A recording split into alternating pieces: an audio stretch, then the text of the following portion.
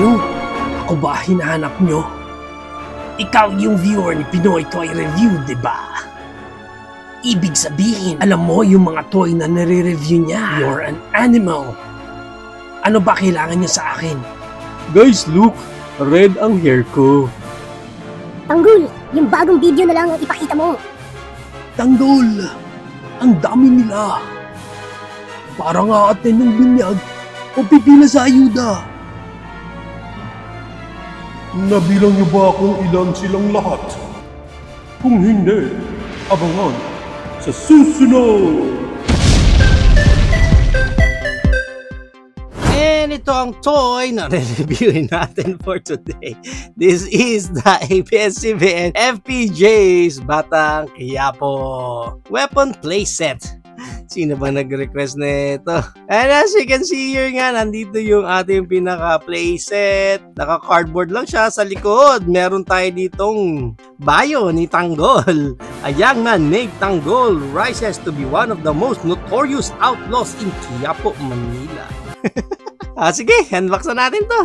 And pag na-unbox natin yung playset natin, first na makukuha natin dito, may mga target accessories tayo dito na pwede natin itayo yan dyan. Magaan lang actually. Kung kayang hipan to, kayang liparin yan eh. And then, we also have here yung dalawang pinaka-main bullet natin dito. So, may kukuha tayo dito parang dalawang foam. Tapos may suction sila doon sa pinaka-taas nila. And meron din tayong set dito ng mga parang bullet head.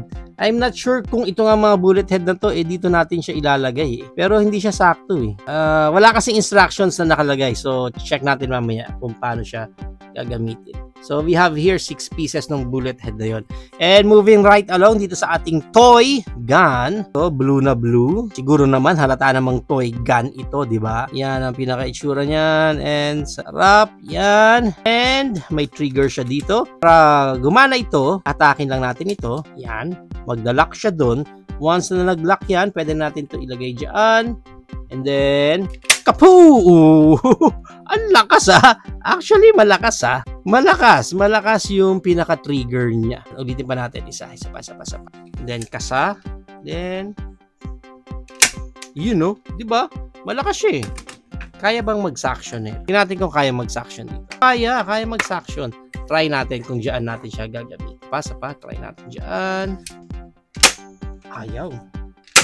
Ayaw, hindi gumagana yung suction pag ginagamitan ng barrel. Pero pag dito, ayun, gumagana naman. Pero pag pinisa mo siya, yun, dumidikit naman yung mga bullet natin dyan. Okay, now, check naman natin itong mga orange bullet head natin. Pwede rin, okay, so pwede rin, may option ka kung itong parang may mga foam na bullet ang gagamitin mo or itong mga bullet head na ito. Check natin. 1, 2, 3. Actually, malakas talaga. Malakas siya. Try nga natin kay Hulk kung kaya niyang patumbahin si Hulk. Patutumbahin kita. Pew! Oh, lakas eh. Ang galing ah. Hindi ko na-expect ganun kalakas. Tatalunin taga kita. Hulk! Oh, ay, di kaya nito. Di kaya. Try natin i-headshot si Hulk. Hulk, headshot! Matibay. Medyo mahina itong foam, pero itong bullet, natuwa ako natuwa. Okay, isa pa. 1, 2, 3. Boom! Patay na. Hindi na natutumba si Hulk. Tama na Hulk. Okay na, kalma lang. Pakabalikan mo kami.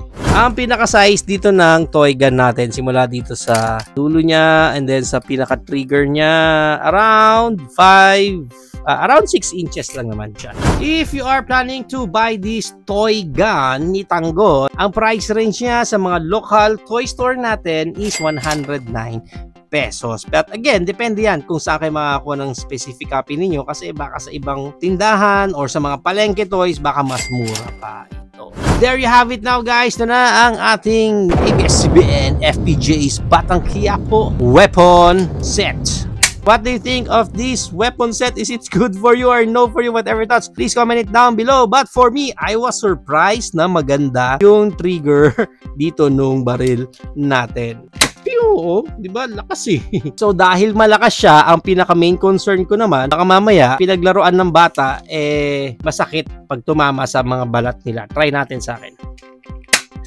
Masakit siya. Actually, masakit siya. So, I would not recommend this sa mga bata kung lalaruin nila ito and you will use this. Itong fake bullet head natin dito. I think kung ito, yung parang may suction na bullet ang gagamitin ninyo, try pa natin isa pa.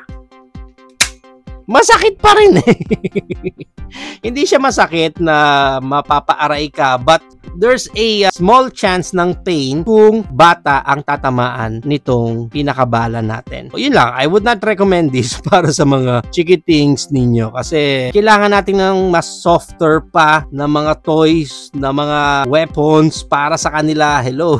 Bakit tayo magbibigay ng sobrang lakas na triggering device dito na makakasakit sa mga chikiting natin? Siguro kung mas less yung pressure nung trigger niya, I think pwede na siguro. So parents, bilang isang honest review lang, I would not recommend this para sa mga chikiting ninyo. Na kung adult naman ang gagamit nito, di bahala kayo, magbari lang kayo nito and gamitin nyo na lang pang iskoran kayong dalawa. Kaya kung sino makakascore, di siya ang panalo. Ganun na lang siguro, pang adult na lang talaga itong toy na to.